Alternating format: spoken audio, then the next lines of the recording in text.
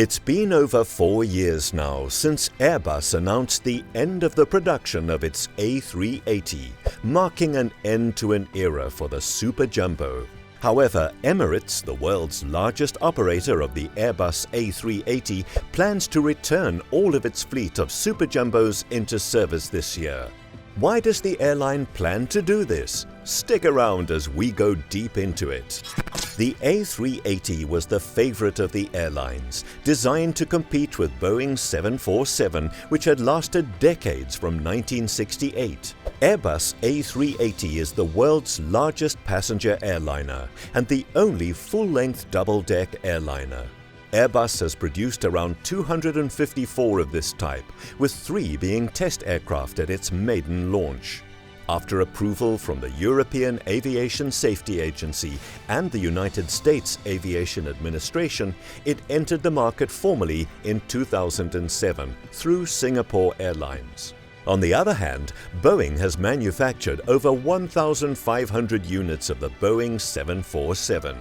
It dominated the market with the ability to transport 366 people once in 3 travel classes. It has a double-deck design and an elaborated cockpit with cargo space. It is a real treat for airlines wishing to do some heavy tugging over extended travels. Airbus had been trying to compete with it before the A380s with the heaviest variants of the A340s, but it didn't give adequate challenge to the established Boeing 747.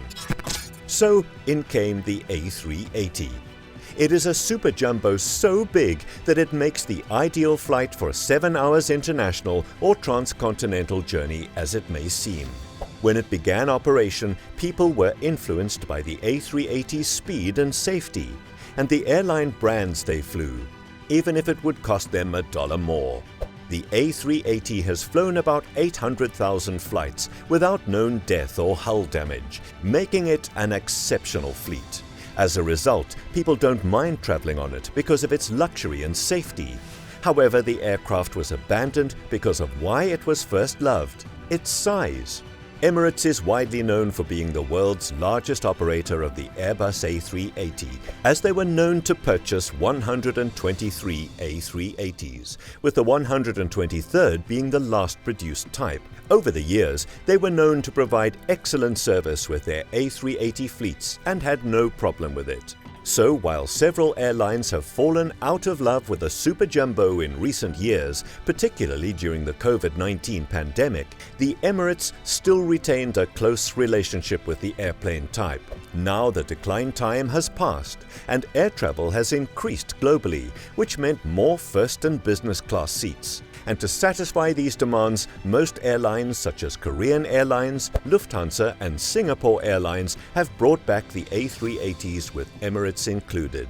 The Dubai-based airline even planned on expanding the Airbus fleet service to 42 destinations. One is to restore the number of flights to Sydney and Melbourne to 63 every week. This means 55,000 passengers will travel to Australia per week. The increase will be carried out using the A380, the only aircraft that can accommodate most premium cabin and economy class passengers. However, this increase in demand occurs more than passenger travel. The cargo transportation has also increased, which is another reason Emirates had to increase the use of the A380s. Emirates Airlines' capacity has recovered to 80% of its pre-pandemic levels, while its wide network has returned to 95% of its pre-crisis size. The Chief Commercial Officer, Adnan Kazim, said the target is to bring back all A380s into operation.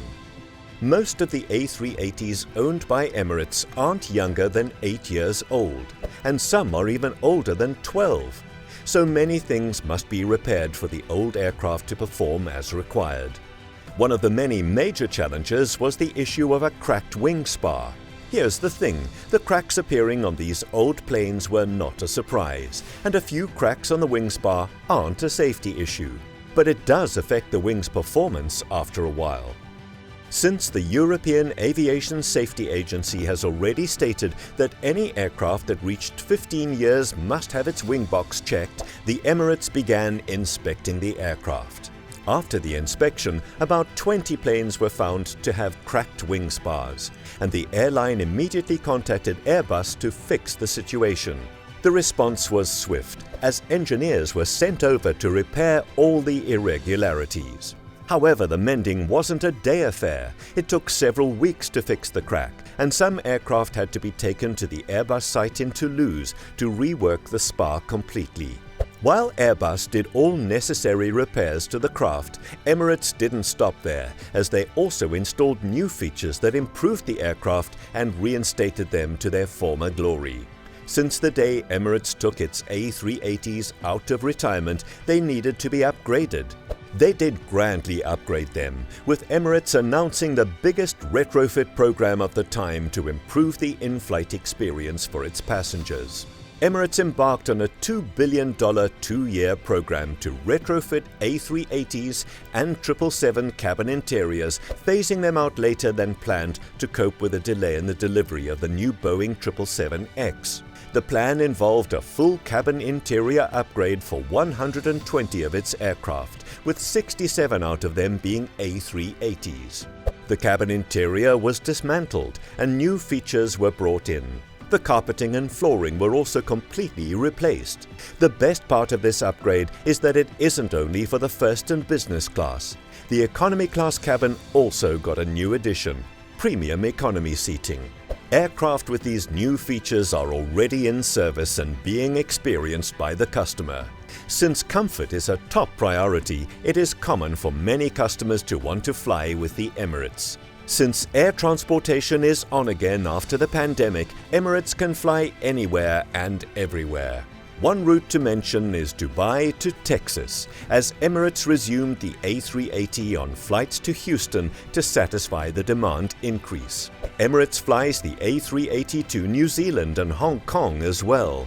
Since the restrictions on international flights have been lifted, many people travel to China and want to fly with Emirates. However, all this increase in demand isn't the main reason why Emirates has returned to using their A380s. It's just a turn of fate. Boeing, the main opponent of Airbus, was the one who eventually helped Airbus. How? Watch on. Boeing had its 777X launch flight on January 25, 2020, which is simply perfect. Because the aircraft manufacturer promised quick delivery of these planes, many airlines rushed to place their orders, with Emirates making a huge order worth $76 billion. Then came the COVID-19 pandemic, and the deliveries got delayed. Most airlines didn't mind the delay during the pandemic because nobody was flying. But after the pandemic, airlines expected a delivery date, but none was forthcoming. Till now, over 3 years, nothing has been forthcoming. Emirates Airlines wouldn't have opted for their fleet of A380s if this delivery wasn't delayed. The airline president, Tim Clark, said he is unsure if the world's biggest long-haul airline will receive its first Boeing 777X before 2024. Clark told aviation consultant John Strickland in an interview that the aircraft is supposed to be delivered by 2023. Still, Emirates will only take planes if they meet contractual specifications. The veteran said he still hasn't seen any data on the aircraft's engine performance capabilities, despite the plane undergoing test flights, and Boeing having built several of them. Mr. Clark added that they would only accept a plane if it is performing 100% to contract, in the same way they were expected to pay 100% to contract at delivery. Emirates decided not to wait for Boeing deliveries and went for their A380s. This incident is a blessing in disguise for Airbus, as their opponent helped the A380s return to their glory days. How would the Boeing team feel? I bet you can explain it better in the comment box. Remember to subscribe to our channel and click the notification bell for more videos. Thanks.